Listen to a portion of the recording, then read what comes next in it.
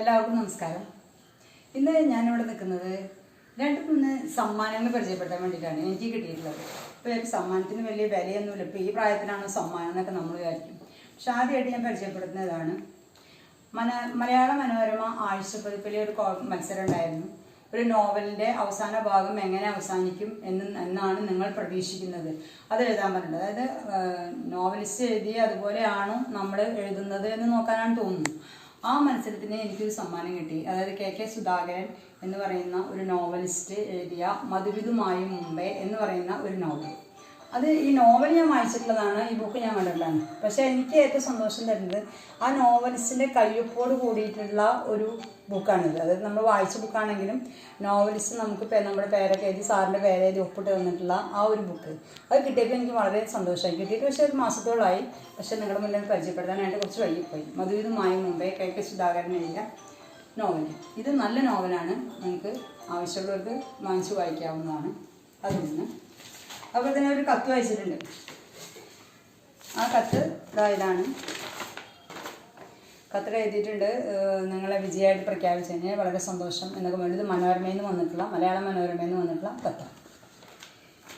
ഇനി അതിന് പുറമെ ഞാൻ പരിചയപ്പെടുത്തുന്നത് 2 സമ്മാനങ്ങളാണ്. അതായത് ഇടവകയിൽ നിന്ന് ബൈബിൾ വചനങ്ങൾ കാണാതെ എഴുതുക എന്നുള്ളതാണ്. അതായത് കൂടുതൽ ബൈബിൾ വചനങ്ങൾ തെറ്റാതെ അധ്യായവും വാക്യവും പിന്നെ സുവിശേഷകന്റെ പേരും, അതായത് ഒരു വാക്യം നമ്മൾ എഴുതുമ്പോൾ ആ വാക്യത്തിൽ ഒരു വാക്ക് പോലും ഒരു അക്ഷരം പോലും തെറ്റാതെ സുവിശേഷകന്റെ എത്രാം വാക്യമാണ് ഏത് അധ്യായമാണ് എന്ന് എഴുതുന്ന ഒരു മത്സരം.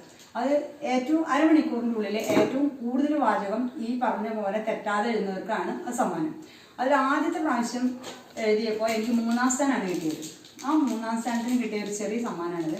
സമ്മാനത്തിന് വലുപ്പമല്ല, സമ്മാനം എത്ര ചെറുതാണെങ്കിലും നമുക്ക് സന്തോഷമുള്ള കാര്യമാണ്. ഇനി അതുകൂടാതെ അതിനുശേഷം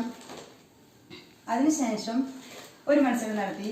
അടുത്ത വർഷം ഡിസംബറിലെ വിശുദ്ധ ലൂക്കായുടെ സുവിശേഷം നമുക്ക് ഇഷ്ടമുള്ള വാചകങ്ങൾ എഴുതാം. ഏറ്റവും കൂടുതൽ വാചകം നമ്മൾ അരമണിക്കൂർ കൊണ്ട് നമ്മൾ അധ്യായം വാക്യവും, അതായത് ലൂക്കായുടെ സുവിശേഷമാണെങ്കിൽ അതിൻ്റെ അധ്യായം വാക്യം ഏത് അധ്യായത്തിലാണ് എത്രാമത്തെ വാക്യമാണ് അത് ഒരക്ഷരം പോലും തെറ്റിയാതെ നമ്മൾ എഴുതും. അതിനെനിക്ക് 1-ാം സ്ഥാനമാണ് കിട്ടിയത്. അതിന് ഞാൻ 75 വാചകങ്ങളാണ് ഞാൻ ഒരു തെറ്റും കൂടാതെ ഞാൻ എഴുതിയത്.